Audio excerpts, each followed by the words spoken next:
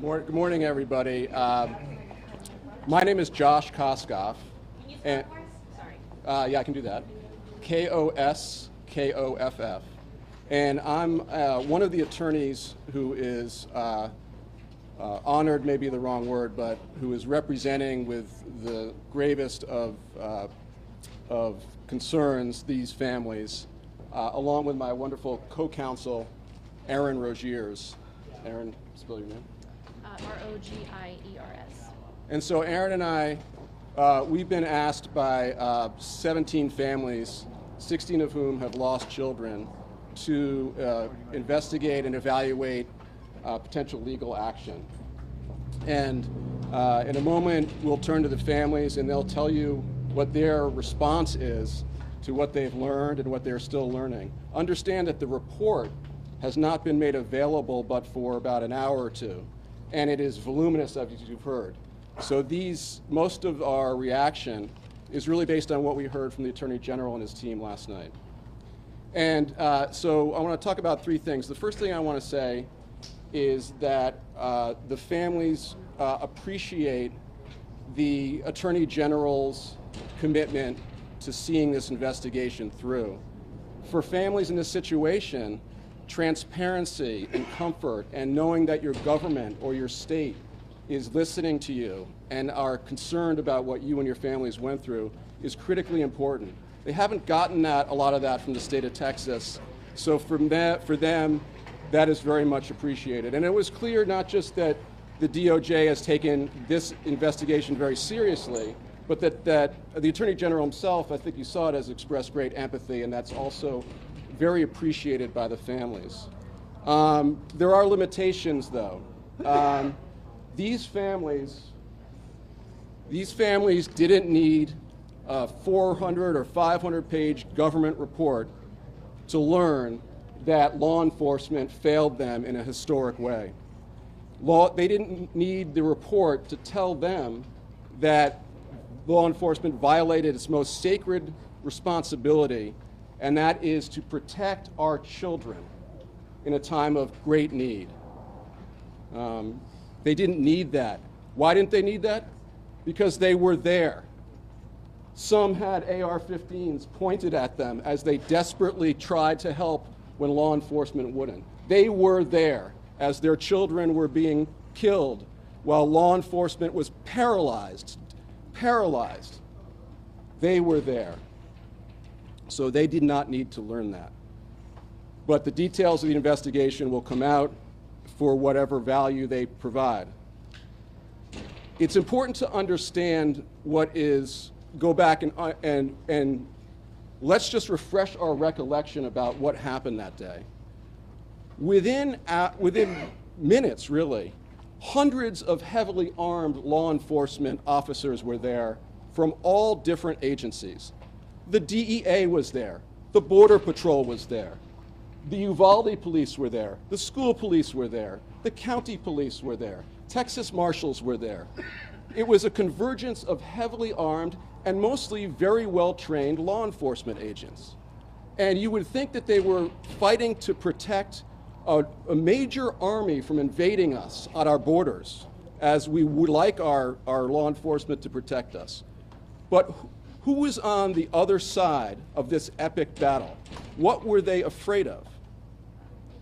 Were they afraid of an 18-year-old kid? This 18-year-old, let's remember, was about 5'5" or 5'6". He was 140 pounds, soaking wet. Were they really afraid of this kid? No. They were afraid of his weapon. And it turns out that even some of these well-trained officers are human beings. And guess what? We've learned from this event, from Parkland and other events where law enforcement got cold feet. These people were scared. They were scared because they're human beings, and they were scared of getting killed. And they waited around while somebody else was going to be brave enough to intervene. The questions that are not answered in this report are significantly more important than the questions that are. This 18-year-old kid was able to walk into a store down the street and acquire a military weapon, a Daniel Defense AR-15. And within about a week, he acquired another one. The day he turned 18, he had made his decision long in advance. In fact, he had ordered 60 30-round magazines, and they were delivered to his home. How did that happen? Where's the government investigation on how this kid got this firepower? The other thing that happened is he ordered over 1,700 rounds of ammunition from an online ammo dealer. How could that happen? How could that happen? Where's the investigation into that? How did this 18-year-old kid even know enough to know how to equip himself in this way? What happened? What are the means by which gun companies are marketing these weapons to our children? How are they reaching them? Where's the role of marketing and the gun companies in this report? There's no fault or investigation whatsoever. The truth is you can respond to an active shooting, but let's not delude ourselves. You might be able to save a few lives, but we can't accept that that's the best we can do. Over 12 years ago, or about 12 years ago, almost 12 years ago, after the Sandy Hook shooting, shattered families went to the United States Senate and they begged, they pleaded, they said to our elected officials, it's too late for us. Our children were just killed by a kid, a troubled kid under 21 who used an AR-15 to kill our children. They said, help us. You can't help us, but you can help us by helping others. You can help us by help. And Congress turned their back on the Sandy Hook families. And Congress turned their back on the Sandy Hook families. And because of that, and by the way, the Sandy Hook families weren't the only families to plead, to beg, to say, let's protect our children. There were other families. Every mass shooting that occurs, almost, there are families pleading with the government to do something. Parkland families said the same thing. They said, okay, how about now? How about now? Let's limit the access to these weapons to children, to kids 18, 19, 20 years old. And Congress thumbed their nose at the Parkland families. And Merrick, the Attorney General, is here. He's done nobody can fault the Attorney General for his commitment to this or his concern for these families. It's very moving, and his entire office, and I applaud them in this effort. But the Attorney General wouldn't be here. None of his team would be here. I wouldn't be standing here. Most importantly, these wonderful families wouldn't be here, standing here pleading, talking about what happened that day. You wouldn't be here. But if Congress had just listened, if the Senate just listened to the Sandy Hook families, if they had just listened to Parkland, you know who would be here?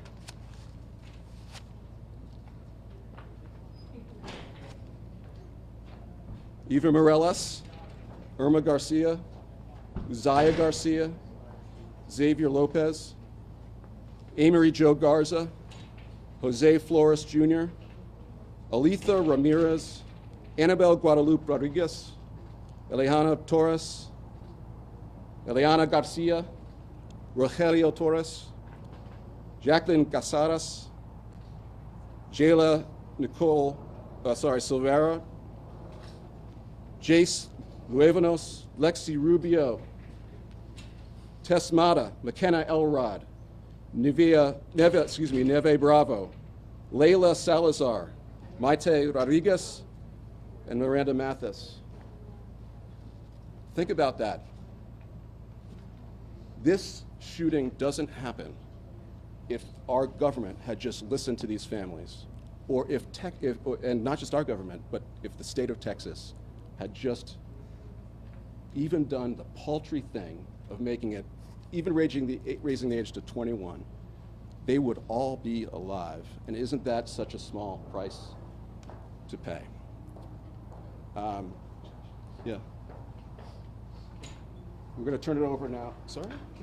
Yeah. We're going to turn it over now to our wonderful families who would like to speak and express themselves. And I'll introduce Kimberly Rubio. Folks, a few families will speak, and then we'll do questions at the end, okay?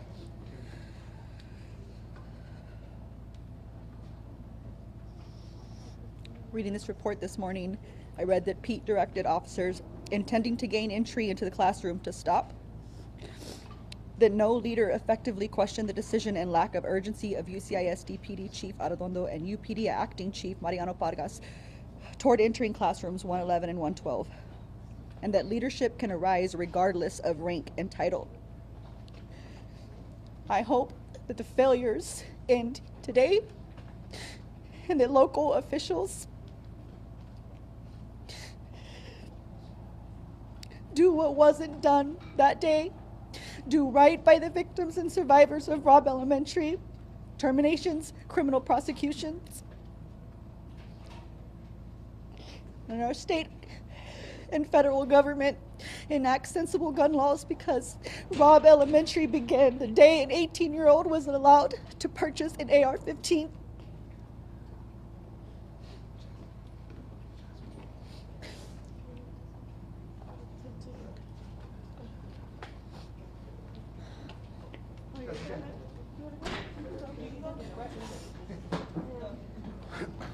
Most importantly, from what we've seen with this report, and I commend the DOJ on doing this, is that although there isn't every name of the officers that were there so that we can hold them accountable, because we have to do our own digging most of the time, there are names that are named. And it is time, because our community is so divided because of this, because they don't want to believe that the people that they grew up with failed our children and they stand against us. I'm hoping that they read this and they see Johnny Field's name, or Mariano Pargas's, who is a county commissioner right now, or Constable Zamora, who is running for re-election. There are names in there, and the community needs to see this, and y'all need, because the DOJ stamp is on there, maybe y'all will start taking us seriously now, instead of telling us to move on, telling us to sweep it under the rug, and not doing a damn thing about it. We need our community. It's hard enough waking up every day and continuing to walk out on these streets and walk to an HEB or drive to an HEB and see a cop that was standing there while our babies were murdered and bleeding out. It's hard enough that. But this community doesn't care, and I hope this makes y'all. I also hope that this lights a fire up under the district attorney's ass, because we know that she has not done a damn thing, and we refuse to accept that. Do your job. Anyone else want to talk before we take questions? No, I think you're just on. Yeah. Okay. Let's try to go one at a time and just introduce yourselves so they know who they're talking to. Where do we want to start? Shimon, go Hi, ahead. yeah. So just Let them know who you are, Shimon. Shimon Prokopez, CNN. Just, do you guys feel that the report went far enough in naming people and holding people accountability? Because as we know, the DPS had the largest number of law enforcement officials outside of the CBP. There's a lot of video and a lot of information about their actions that day, but it doesn't seem that this report really touches on their actions, and it seems to focus mostly on local officers and Arredondo chiefs. Are you concerned about that? Just maybe some reaction to that. I don't see why. Just I don't understand why they are allowed privacy. My child, their children, they are named in this report because they are dead. Everybody should have been named. Do you feel, Kim, if I can follow up, that somehow maybe DPS is off the hook on this when you look at this report? Do any of you want to just? I mean, it's kind of hard to answer the question because we've only been given an hour and a half to kind of just look through the report. So we don't even know if they are mentioned in there or not. We would hope that they are because they were there. So we hope that they would be accountable for their actions as well. Johnny, following up on that, Monica Madden, KXAN and Nexstar. I know that you said you're still sifting through the report and everything, but were you hoping that the Attorney General would have addressed a lot of more of the aftermath, the delays in the DA's investigation, DPS's investigation into its officers' actions and accountability? Were you hoping that he would address more of that publicly? I mean, of course we would have. We're grateful that we got what we have right now because it's probably the most updated information that any of us have gotten since May 24th. So, and we're very appreciative of what he's done right now. But yeah, we would have liked to have more information about it. Ma'am, with Jim Ryan with ABC Radio, did you learn anything new from what you've seen in this report? Is there anything that you didn't know before? We knew as families, you know, just kind of talking amongst each other, we knew the failures that had happened. We just kind of, it makes more clarity now because it's written and now it's set in stone, and what we thought is true. So I did learn something. you did. I didn't realize that the scene was compromised. The what, I'm sorry? The scene was compromised, that there was people that shouldn't have been there that were entering the classroom. That's mentioned in the report. And how did that make you feel to learn that? I want to continue reading more when we're done here. So a couple more and then we'll go read. Two quick ones. News for WAI, KBB in San Antonio. In all of your guys' mind, is there any question left that the DA should have all that she needs, all that she is required to have for her investigation to be able to pursue criminal charges now at this point? Yeah, what else does she need? Yeah. Yeah, I mean, this is probably the most extensive piece that we have about all of the failures that happened that day. What else does she possibly need to prosecute or to remove these people from their positions of power when they can't even do their jobs? Yami Virgin, KBB WAI. How safe are the children of Uvalde right now? I think the point of this is that none of us are safe. That's what, you know, Josh just mentioned. None of us are safe because these weapons are on the streets. Let's go right down here, right, sorry. Hi, Amanda Anderson, News Board of San Antonio. I've talked to so many of you over the past year. A lot of you recently have expressed concerns about the 2-year mark, meaning that the statute of limitations for misdemeanors will expire. Are you hoping that this will potentially fast track the upcoming DA investigation, the ongoing DA investigation? Well, the DA, even the DA can't get in our way of fully in our way of an investigation. But it ought to be, to your point, it ought to be said that the DA, with the help of the AG here in Texas, is fighting the disclosure of a lot of this important information. So the DA is effectively, you know, the DA has a job to do. We understand that, but she's locked up this information that these families deserve to have access to evaluate their legal rights.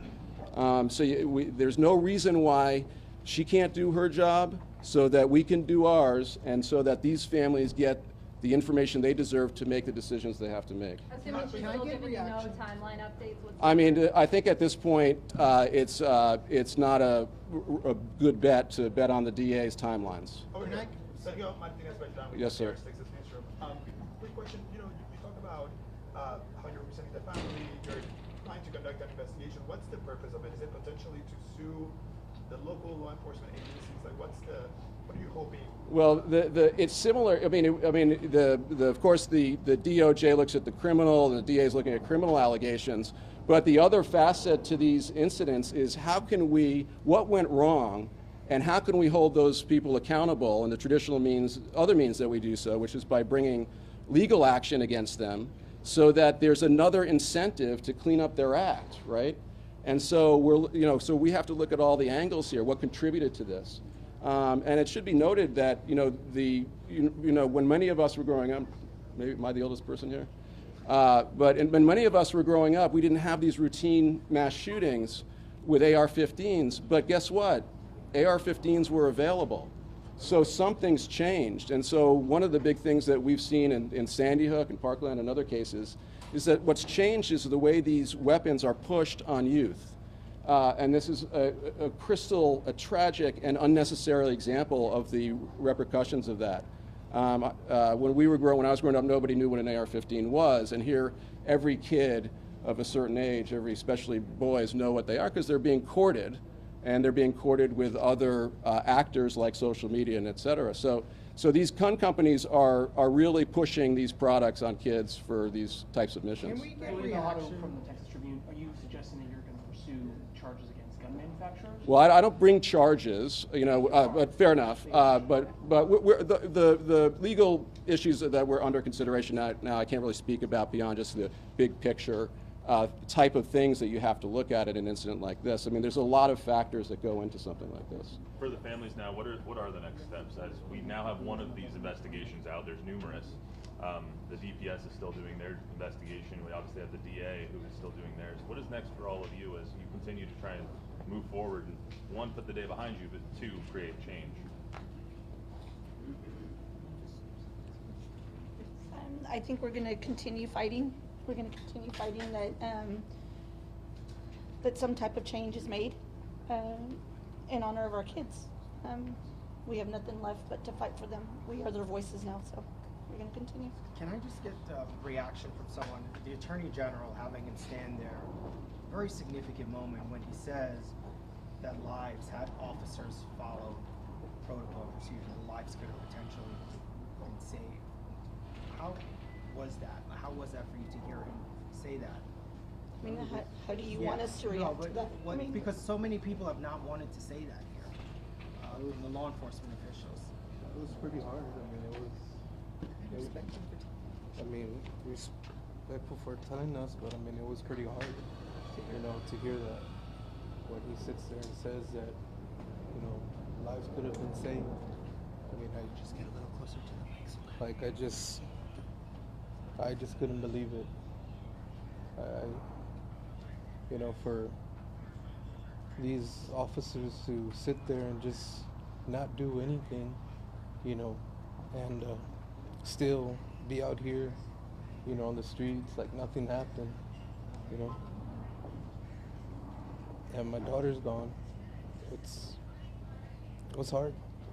It was hard. I think we're going to leave it there, folks, and let the families celebrate a little bit. Excuse me. Thanks, everybody.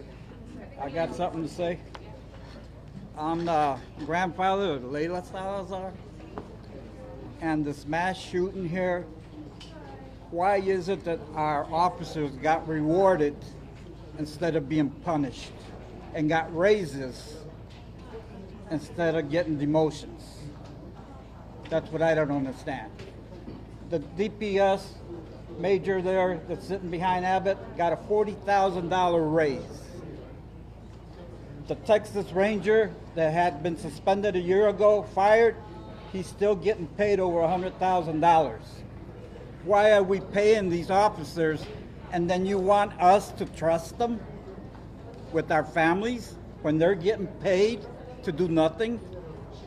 We lost 19 children and 2 parents and another husband that died right after. So really, I don't see where we should be rewarding our officers, because I was at the courthouse when they had the commissioner's court, and they asked me if they should have a raise, and I told them straight out, no. They don't deserve a raise. If you cannot serve and protect the people, these were children. All they wanted to do was play. There's no reason this should have happened. They should have did. They ignored the training that was supposed to be since Columbine, and they ignored it.